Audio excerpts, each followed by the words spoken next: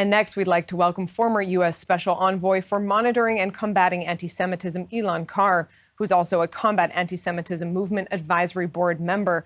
During his 2 years at the State Department in the administration of former President Donald Trump, Mr. Carr led the country's efforts to confront anti-Semitism around the world, spearheading a number of groundbreaking initiatives. Mr. Carr, as always, it's a pleasure to have you with us. Thanks for being part of the forum.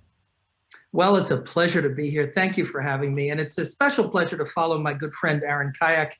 And I want to congratulate him for assuming the role of Deputy Special Envoy and now acting Special Envoy.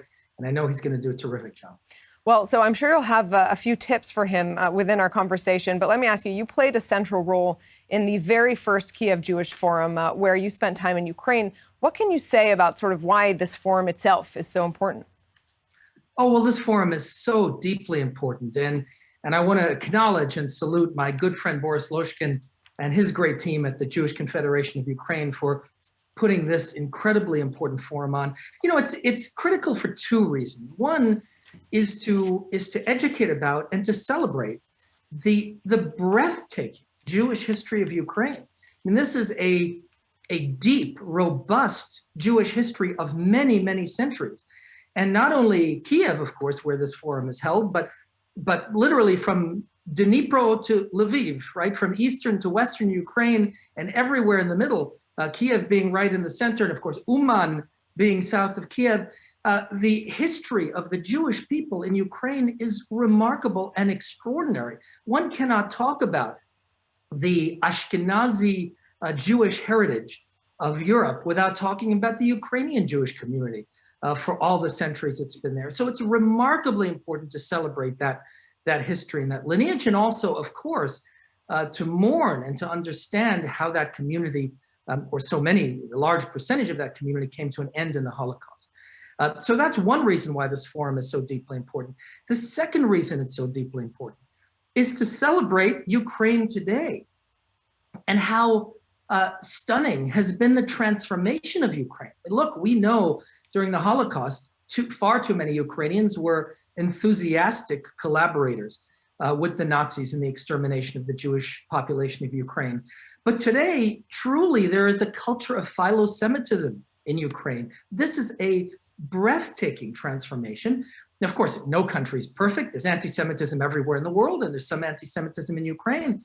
But, you know, one thing I said when I was at the very first Jewish Forum 3 years ago, is that in the election for the president of Ukraine, where candidate Zelensky was leading in the polls over the incumbent by 40 points, the Jewishness of then candidate Zelensky was never an issue in that presidential campaign. Of course, Zelensky won the election and now has been president of Ukraine. How grateful are we that he joined us yesterday in this Kiev Jewish Forum. But, you know, this is a remarkable story. And so if we really want to fight anti-Semitism, it's not enough to just point to the bad stories in the world. There are too many of those, of course, but we also have to hold up and champion the really excellent stories in the fight against anti-Semitism. Ukraine is a very, very important story in that global fight against anti-Semitism, despite the fact that some of Ukraine's neighbors have been trying to promote a story about Ukraine that is contrary to reality and undermining this incredible transformation of Ukraine from anti-Semitism decades ago to, in many respects, philo-Semitism today. Elan, a really important thing to mention that, as you say, really isn't mentioned enough. A lot of times in conversations about anti-Semitism, it's very much a perspective that it's almost an insurmountable mountain to climb and that it's always going to be there. And while that might be true, there are cases, like you say, of change that we can look to, and it's important to be reminded of those. Let me ask you a little more broadly then, how do you think these very strong Jewish communities play a role in the relationship itself between Ukraine, the United States, and Israel?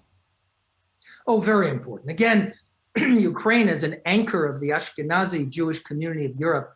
And of course, Israel is the nation state of the Jewish people and home to the largest Jewish community in the world. The United States, the largest diaspora Jewish community in the world. This is a critically important relationship. You can look, for example, at, this is one issue I dealt with extensively when I was in Ukraine. Look at the Israeli tourism. to Ukraine.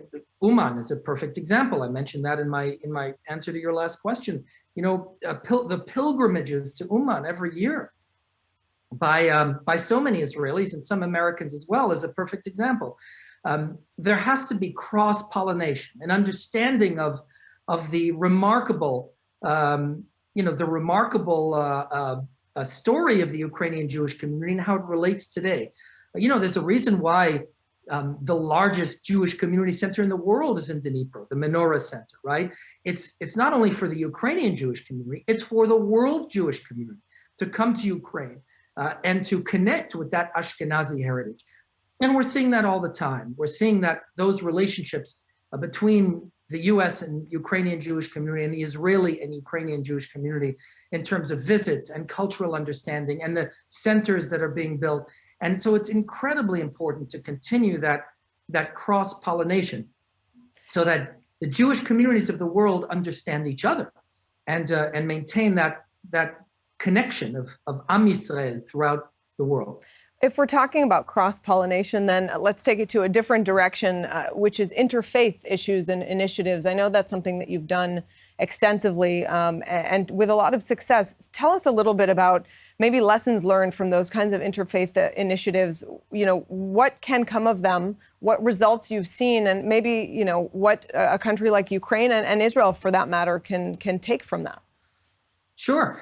Well, first of all, it's not only interfaith, it's interethnic. And right, I think the key in the fight against anti-Semitism is you know, so much of what we do is defensive, but Sure. But to fight anti-Semitism, we have to go on the offense, and that is to promote interethnic and interfaith appreciation, affection, understanding, right? It's not enough, you know, we talk too often of tolerance. Tolerance is nice. I mean, we'll settle for it, but really what we want is affection, understanding, appreciation between cultures, between ethnicities, and yes, between faiths. And that's what we're seeing, you know, in some of the work I did in my 2 years as U.S. Special Envoy, but also we're seeing this in a number of global initiatives where we are promoting interfaith, interethnic understanding. And, you know, the Abraham Accords are a perfect example, you know, where it's not just a piece that's on a piece of paper, but it's a real embrace between cultures, between ethnicities, and between religions. And that really is the future in the fight against anti-Semitism. And in that regard, let me say, this is why it's so important also to strengthen US-Ukrainian relations. Ukraine is a remarkably important ally of the United States. You know, my portfolio at the State Department was anti-Semitism, but I can tell you as a US diplomat, how much we appreciate the US-Ukrainian alliance. And let me tell you personally, I spent a year serving in Iraq in Operation Iraqi Freedom, and I served shoulder to shoulder with Ukrainian soldiers who were part of our coalition, a coalition, by the way, of former Soviet republics and former Soviet satellites in Iraq, fighting for justice and democracy and liberation. A remarkable story. And I had the enormous honor of serving together with these very brave Ukrainian troops in Iraq. That's just one of many examples of how important is the United States-Ukrainian relationship. And I want to take this opportunity to say that the United States must stand with Ukraine against all external aggression. Ukraine is a wonderful country. It's an independent country, and it has every right to govern itself, free of the rapacious designs of its neighbors. And so I hope the United States stands strongly and squarely with Ukraine. I was encouraged by Secretary Blinken's statements to that regard. I think we've got to make that loud and clear that the United States and Ukraine are allies and will continue to be allies.